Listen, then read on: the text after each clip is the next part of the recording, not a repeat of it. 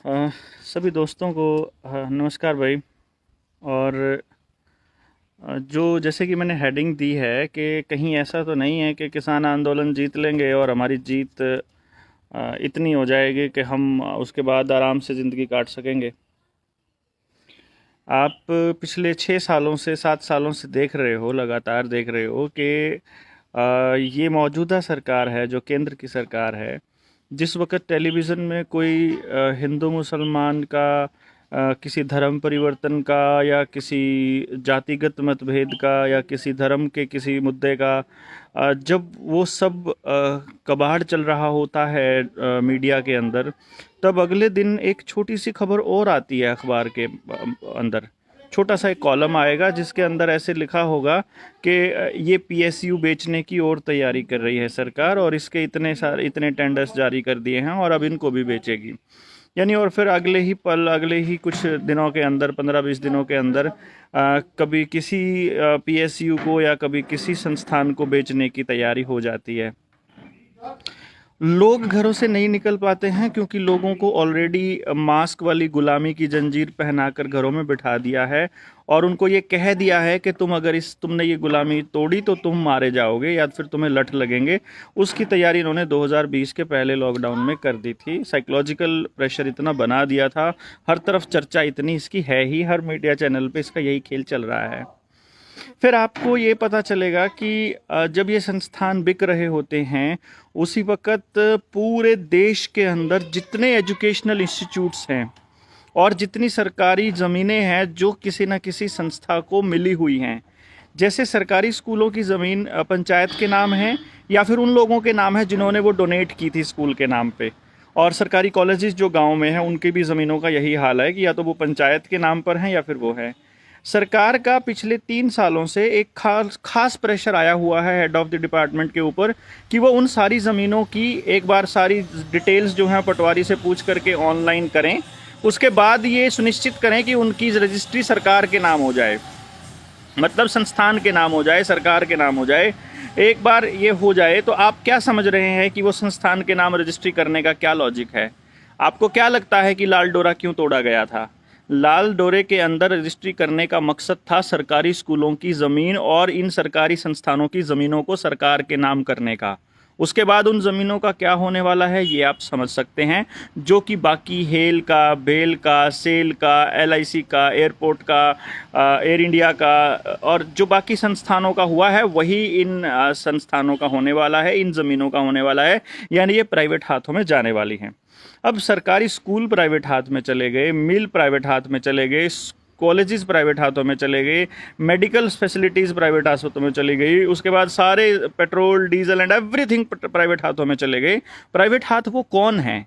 Private हाथ वही हैं जो 5, 4, 10, 20 लोग हैं पूरे इंडिया के अंदर। उनकी ज़मीन होगी, उन्हीं के हाथ में हमारा खेती होगी। अब आप देखिएगा इसी के साथ साथ पैरेलल में क्या चल रहा है। मैं सिर्फ इस सरकार की बात नहीं कर रहा हूँ, इससे पहले की सरकारों की भी।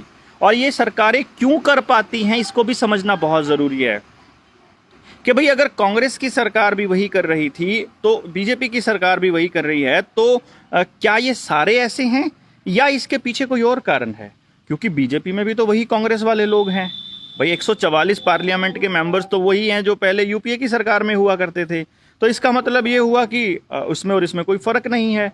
तो वो भी कर रही थी यही काम और ये भी कर रही है। फ़र्क सिर्फ इतना था कि जब वो करती थी और लोग खड़े होते थे सड़कों पर, तो ये साथ में बीजेपी भी खड़ी हो जाती थी। यहाँ बीजेपी ने क्या ख्याल किया कि पहले उस पार्टी को बदनाम किया जो खड़ी हो सकती थी इसके विरोध में, और दूसरे नंबर पे क्या किया कि एक गुलामी की जंजीर और आपके गले में डाल दी, जिसको हम मास्क कह रहे हैं, कानों पे टंगा दिया और ये बता दिया कि सड़क के ऊपर चलने वाले कितने लोग ऐसे हैं जो बिना सोचे समझे, बिना सवाल किए सरकार की उन बकवास आदेशों का पालन करने को एकदम से तैयार हैं।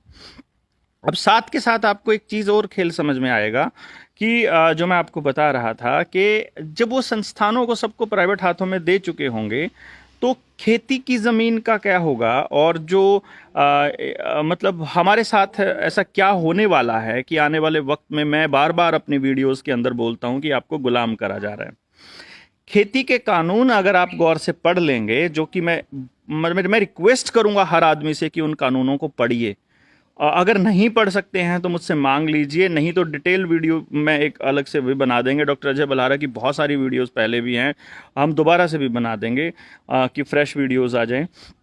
अगर आप उनको जान लेंगे तो आपको पता लगेगा कि उनका एकमात्र मकसद है कि किसान को उसकी खेती के दाम नहीं देना, उसकी फसल के दाम नहीं देना।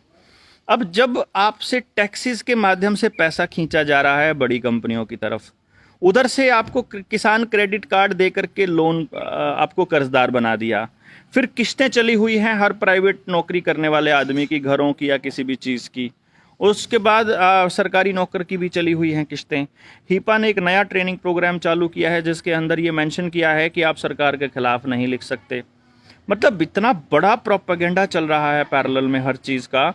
और फिर ये कर्जदार करके मार्केट जानबूझ के बर्बाद कर दी कि अगर कर्जा नहीं पे कर पाएंगे तो उनकी ज़मीनें और इनकी ये प्रॉपर्टी नीलाम होगी। खेती करने वालों के ऊपर स्पेशल एक प्लान है जिसका मैं आपको बता रहा हूँ कि जैसे अब किसानों के कानून लागू करने के बाद ये किसान मान नहीं रहे और अपने कानूनों को वापस लेने की मांग पे अड़े हुए हैं। जहाँ तक हम आंदोलन का प्रारूप देख रहे हैं, उस प्रारूप के हिसाब से मैं ये कह सकता हूँ कि ये किसान कम से कम नहीं उठेंगे जब तक कि ये कानून वापस नहीं आएंगे। तो इन्होंने साइड में एक दूसरा खेल खेलना शुरू कर दिया है।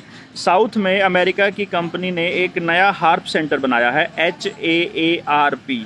ये हार्प सेंटर्स का काम क्या है भाई साहब, नमस्कार।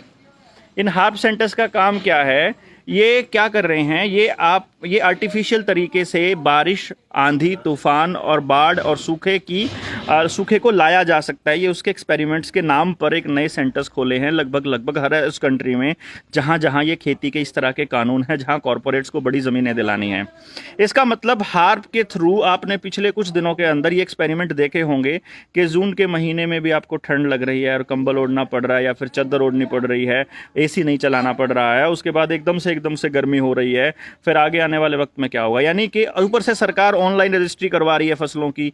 तो किसान अगर ये नहीं माना और इनको फसल बेचने से मना कर दिया और इनके हाथ में अनाज नहीं आया, तो ये उस हार्प के थ्रू आप लोगों की मौसम को कंट्रोल करके जहां पर फसलें वो हैं जहां पानी की ज़रूरत है उस जगह पर सूखा आ जाएगा। जैसे जहाँ जिसने धान लगाई है वहाँ सूखा हो गया, जिसने बाजरा लगाया है, चने लगाए हैं, जहाँ पानी की ज़रूरत नहीं है वहाँ पर बाढ़ आ गई, वहाँ बारिश ज़्यादा हो गई। तब किसान क्या करेगा? आपके एजुकेशनल इंस्टीट्यूट्स प्राइवेट चले गए, आपके सारे संस्थान प्राइवेट चले गए, आपकी खेती प्राइवेट हाथों में हो गई। और अनाज जो है उसके लिए कृषि कानूनों के अंदर जो एसेंशियल कमोडिटी एक्ट में ये निकाल दिया है कि सरकार का कोई जिम्मेदारी नहीं है, कोई भूख से मरे चाहे जैसे मर्जी मरे। इसका मतलब तो जहां वो लोग डंडा हिलाएंगे वहां पे आप लोग चलोगे, जहां नहीं हिलाएंगे नहीं चलेंगे। उसके बाद ये वैक्सीनेशन का सीन है, जो वैक्सीन लगवाएगा वो मेट्रो में जाएगा, जो वैक्सीन लगवाएगा वो सरकारी दफ्तर में जाएगा, जो वैक्सीन लगवाएगा वो सड़क पे उतरेगा, जो वैक्सीन लगवाएगा वो बोल पाएगा, उसी के इंटरनेट कनेक्शन चलेंगे, उसी के उसके बिजली का कनेक्शन काट दिया जाएगा, उसको मतलब कहने का मतलब जो नए पानी के कनेक्शन है वो काट दिए जाएंगे, उसके अभी गैस के कनेक्शंस मिल रहे हैं वो काट दिए जाएंगे, मतलब उसको जीने नहीं दिया जाएगा। This is the planning. ये आपके बिहेवियर को कंट्रोल करने का प्लान है। एक वाई वाले बिहेवियर होंगे, एक एन वाले होंगे। वाई वाले वो होंगे जो गुलाम है, एन वाले होंगे जो गुलाम नहीं है। जो गुलाम नहीं है उनके सब कनेक्शन काट दिए जाएंगे और आपको जैसे ये कहेंगे वैसे चलना पड़ेगा। This is the game. अगर नहीं समझ आ रहा है तो शब्बा खैर। बाकी आपको अगर ये चीज़ें नहीं समझ में आए तो आप कमेंट बॉक्स में डालिए। मेरा नंबर 9518170000 दोबारा से प्ले करके देख लीजिएगा, नहीं तो मैं लिख देता हूँ, कोई दोस्त है वो लिख देगा।